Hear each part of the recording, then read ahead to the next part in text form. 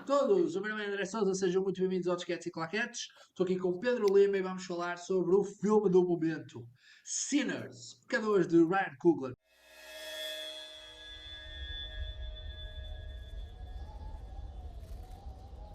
Fala que este filme, qual é a importância deste filme e será que já se pagou? É que eu ouvi dizer que o filme tem que se pagar na primeira semana.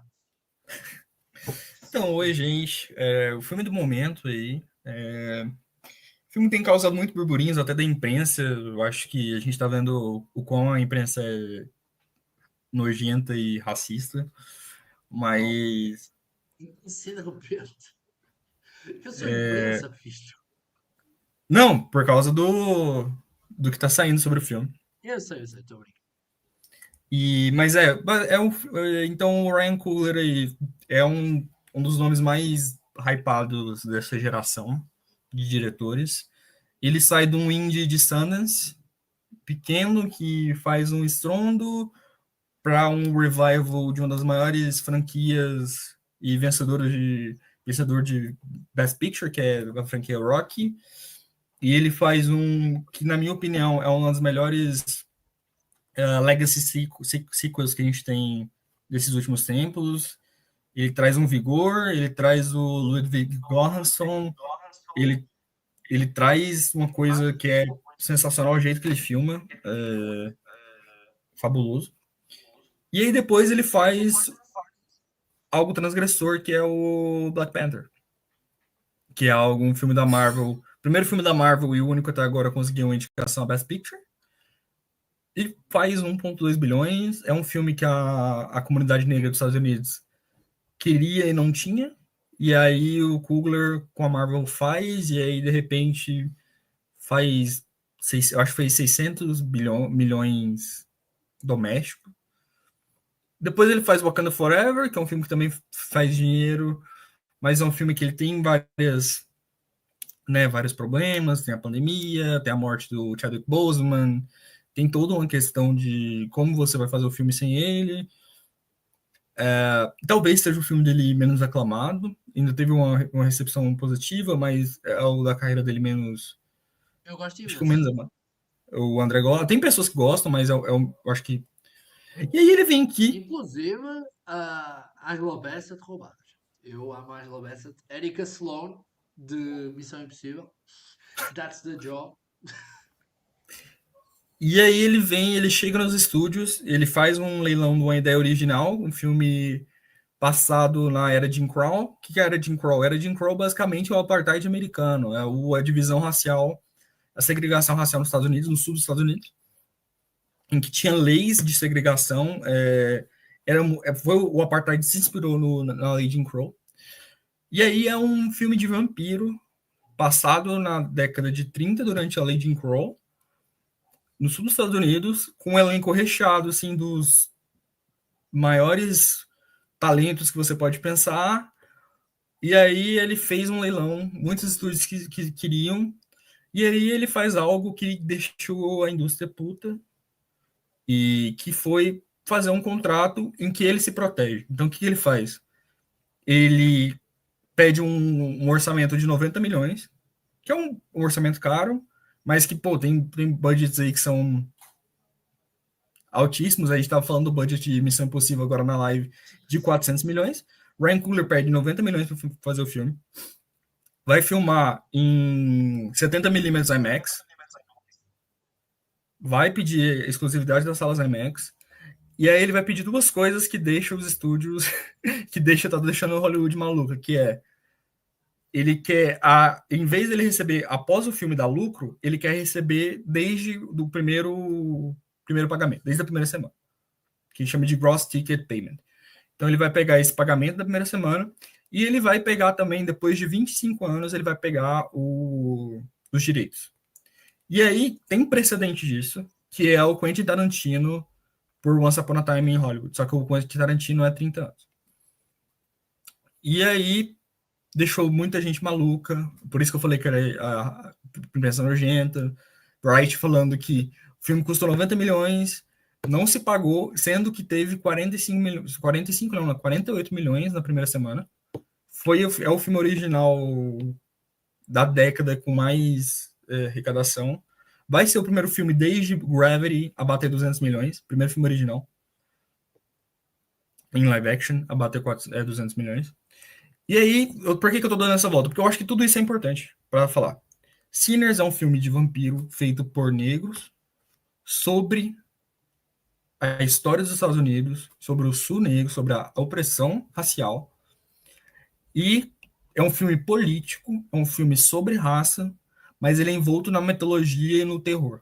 Então ele é envolto na mitologia de vampiros, ele é envolto num filme que ele não esconde de ser gore, um filme sexy, e tudo isso com a caixinha do blues. Então ele fala sobre o nascimento do blues, ele usa o mito de que o blues é um ritmo do diabo, a gente tem isso, de que os cantores de blues fizeram um pacto com o diabo, e cantores populares, e ele usa tudo isso numa metáfora muito inteligente sobre a usurpação da criação negra. Então você tem, os vampiros, eles são o quê? Os vampiros são membros da Ku Klux Klan, eles são irlandeses, ele é o branco que não é branco, porque o irlandês ele não era considerado branco, até o americano até o negro americano querer se impor na sociedade. Aí o irlandês e o italiano ele é inserido. Então você tem tudo isso, e aí eu acho que vou falar daqui a pouco dessa cena da Ku Klux Klan, que eu saí do cinema, falei pro André, falei, cara, é brilhante. E você tem envolto tudo isso num filme filmado em IMAX pela Alton, que é a primeira mulher a filmar em IMAX em 70mm, que é bizarro. E é um filme lindo, lindo visualmente, lindo em metáforas, em usar a cultura negra, e sonoramente fabuloso. O Ludwig Göransson mostrando por que ele é o melhor compositor mainstream dos últimas décadas. Você vai falar do Nicholas Britell, mas o Nicholas Britell, eu não acho ele tão versátil quanto o Gomes. Britell é aquela máquina, mas fogo. Eu saí do cinema e disse: pronto, Oscar número 3 para o Ludwig. Excepcional. Tipo, o que ele faz. E o trabalho de som é muito bom. Tem um recurso que eu achei muito interessante. O Delroy Lindo está a contar uma história perturbadora e nós estamos a ouvir o som dessa história. Nós estamos a ouvir o que aconteceu. Isso é muito bom.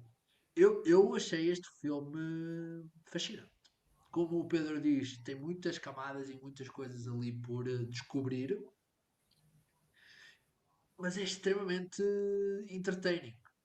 Nunca, nunca deixa que os temas atrapalhem e é super lived-in a forma como nos vai apresentando cada personagem, o setting, as coisas, tudo com calma. A questão dos vampiros demora imenso a aparecer, mas não parece tipo, epá, anda para a frente, eu quero ver vampiros. Não, eu estou a curtir boa música, bons personagens. Eu gostei muito da construção romântica do filme. Porque os nossos dois personagens são wife guys. Eles são super tough e não sei o quê, papapá. Mas, no fundo, eles fazem tudo pela mulher que amam. É lindo. E uma das mulheres que eles amam é Yumi Musako, uma mulher plus size, negra, que neste filme é filmada como uma deusa. E não é normal tu teres uma atriz plus size que tem a idade do Michael B. Jordan a ser filmada daquela forma, a ser venerada daquela forma. É uma deusa. E tanto que há pessoas que diziam que achei que era mãe dele, ou assim, tipo, só mostra como o cérebro das pessoas está variado. Adorei essa relação. E depois tem toda a questão com a Ellie Steinfeld, que é ótima também no filme. Eu tinha lido. E eu interpreto também, eu estava até falando isso pro André, como eu interpreto isso na dualidade das relações interraciais, né? Porque são dois, é a mesma persona, esse dos gêmeos, de como ele tem esse relacionamento com a mulher negra, plus size e etc. E tem aquela questão do filho. Aí, gente, essa review vai ter spoiler, desculpa. Mas eu acho que não dá pra.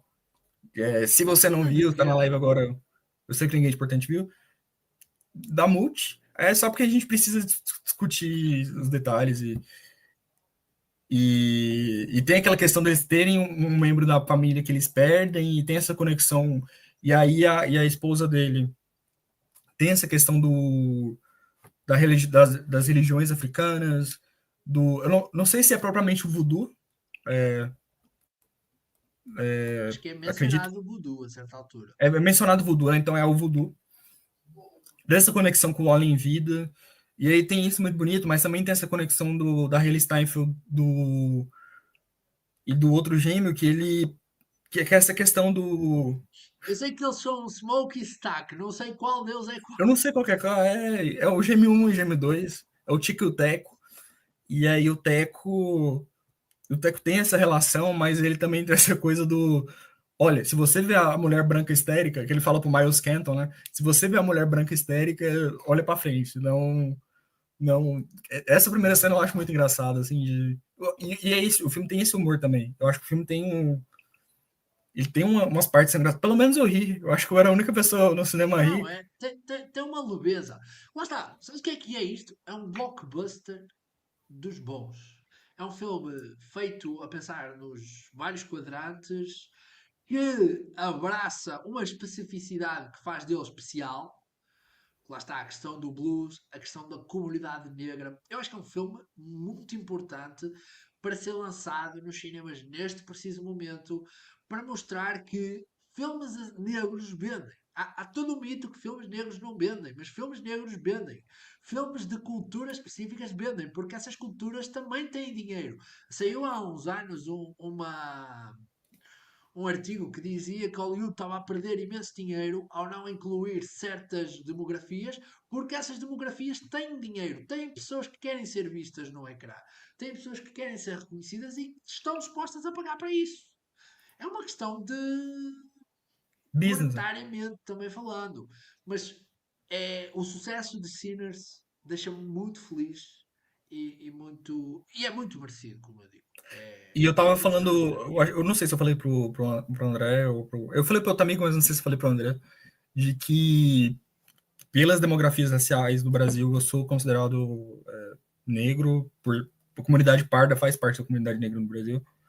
E tem alguns filmes que, por causa dessa questão de ser a pessoa mais clara, eu não consigo muito me enxergar no filme, mas eu acho que o Sinners, ele traz isso de como ele é um filme multicultural, você tem a Hayley Steinfeld, que é um oitavo, um oitavo negra, você tem o irlandês, você tem a família chinesa, você tem os diferentes, o negro que é de Atlanta, o negro que é de Mississippi, que é do Delta tal. Tinha momentos ali que eu conseguia muito me identificar com essa mistura racial e de falar, pô, isso aí também me representa, essa questão, porque Eu é muito senti-me interessante. representado com o personagem do Jack O'Connor. Jack O'Connor, né, com o branco que usurpa Ou aquele do Ku Klux Klan, do Ku Klux Klan. aquele mestre E, gordo. não, e a esposa do cara que dá Ku Klux Klan, eu tava vendo hoje que que ela é uma cantora famosa lá, e aí eu descobri isso hoje. Mas eu acho que é isso. A gente tava falando, já vamos falar de prospecção pro Oscar. Eu acho que é um E filme que ele tem. Eu ficaria muito feliz. Eu acho que ele tem que ser indicado a melhor casting aí nessa categoria nova. normalmente, a categoria serve para isso. Tipo, Porque eu acho que ele porque faz um trabalho de casting, ele tens foge da tudo. Tu obviedade. vais buscar pessoas que são famosas, que são estabelecidas na indústria, mas imagina, tu não tens o Denzel no papel do Dalroy Lindo, tu tens o Dalroy Lindo.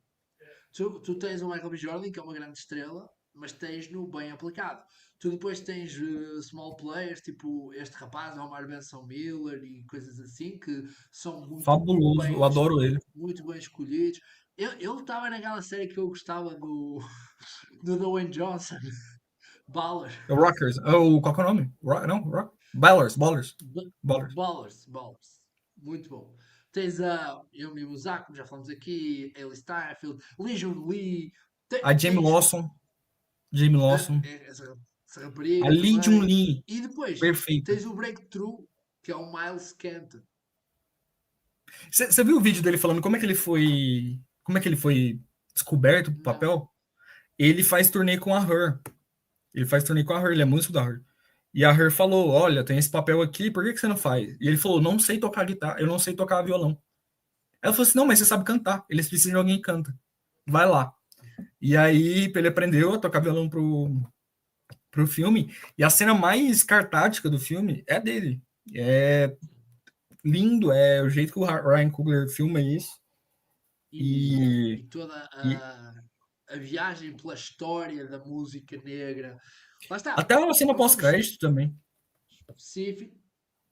Não sei se adoro essa cena pós-créditos, porque é É, tão. É um whiplash tão grande no tom do expositivo filme. demais. Não, é um contraste que não casa muito bem para mim. Mas acho que ainda bem que não faz parte do filme. Tipo, que não metam umas letras brancas e diz epílogo. Acho que ser depois nos créditos é melhor para mim. E eu queria dizer uma coisa e esqueci-me. É a Pá, mas eu idade, né? adorei a Dalroy Lindo. Dalroy Lindo para mim é o MVP do filme. Eu adoro Dalroy Lindo normalmente. Sou Lindette desde The Five Bloods. Não conhecia. E Desde depois puto. vi The Good Fight e já vi o Malcolm X e outras coisas. O gajo é uma besta. E a cena do Dalroy Lindo é que o gajo é britânico. Eu ia falar isso agora. E ele é o melhor ator a interpretar um Sempre. negro do sul. Sim.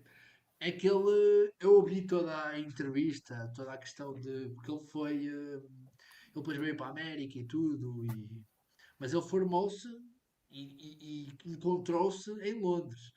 Mas pronto. É isso. O Ninguém de Importante diz aqui, estava pensando nisso. O cinema brasileiro já tem muitos filmes com elenco negro, mas sempre dirigido por brancos, a maioria das vezes. Acho que o cinema mundial tem isso. Sim. Onde tem população negra, demorou muito tempo para os negros conseguirem estar atrás né? Acho que Sim. é Às vezes tens o histórico contrário, isso. tens pessoas negras a dirigir, mas não tens negros no elenco. Sim. E é sempre interessante, interessante no mau sentido, claro.